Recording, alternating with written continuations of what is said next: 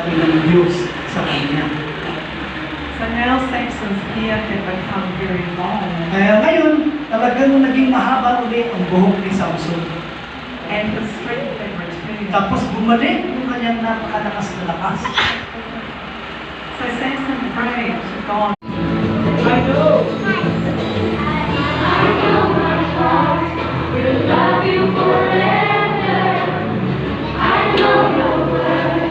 I'll always be your child. I know my soul is safe for eternity. 'Cause you hold me close. In